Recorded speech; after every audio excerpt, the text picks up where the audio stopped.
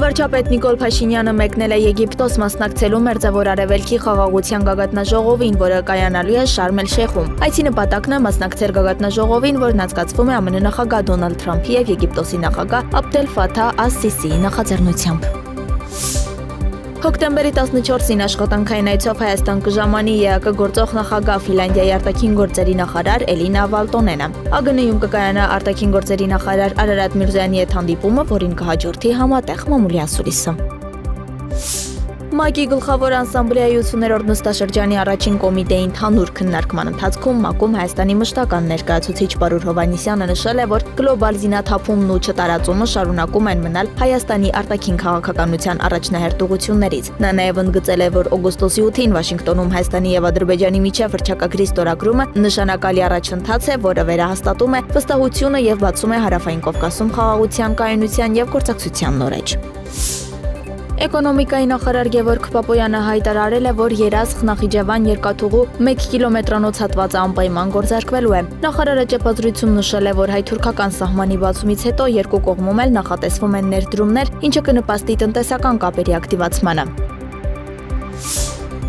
Քննչական կոմիտեն հայտնում է, որ Կոտայքի մարզում բացահայտվել է կանխամտածված սպանության փորձ, նախաքննությամբ պարզվել է, որ ՀԳ-ն նախկին վեճի եւ դանակահարության դեպքից հետո վրեժխնդրության նպատակով դրդել է իր ընկեր ՏՄ-ին սպանել ԱՕ-ին։ ՏՄ-ն ապօրինաբար ձեռք է բերել հրազեն, փամփուշտներ եւ նռնակ հետևել տուժողին, լուսանկարել նրա տեղաշարժը եւ վարձակալել նրա տան հարևանությամբ գտնվող առանձնատուն։ Սակայն ՆԳՆ աշխատակիցների օպերատիվ գործողությունների շնորհիվ հանցագործությունը կանխվել է, իսկ կասկածյալները ձերբակալվել են։ Խոզարկությունների ընթացքում հայտնաբերվել է զենք զինամթերք ՏՄ-ին եւ ՀԳ-ի նկատմամբ կիրառվել է կալանք, քննությունը շարունակվում է։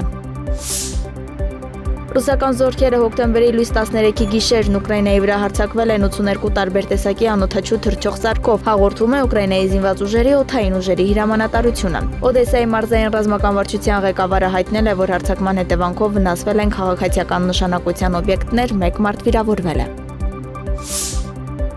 Ռուսաստանի անվտանգության դաշնային ծառայության տվյալով կանխվել է Մոսկվայում պաշտպանության նախարարության բարձրաստիճան սպայի դեմ նախատեսված ահաբեկչությունը, ձերբակալվել են 4 ցանց 3 ռուսաստանցի եւ 1 կենտրոնական Ասիայի երկրի քաղաքացի, որոնք պատրաստել են ինքնաշեն պայթուցիկ հզորությամբ մինչև 70 մետր մահացու, բացահայտման տարածք ստեղծելու համար։ ԱԴՑ-ի հաղորդմամբ կատարողի հավաքագրման հեղինակն է Սաիդ Աքբար Խուլումովը, ով ինչպես նշվում է, ԻՊԱ անդամ է եւ գտնվում է միջազգային հետախուզության մեջ։ Նախնական տվյալներով հարձակումը կազմակերպվել էր Ուկրաինայի հետախուզական ծառայությունների անունից ըստ հետաքննության։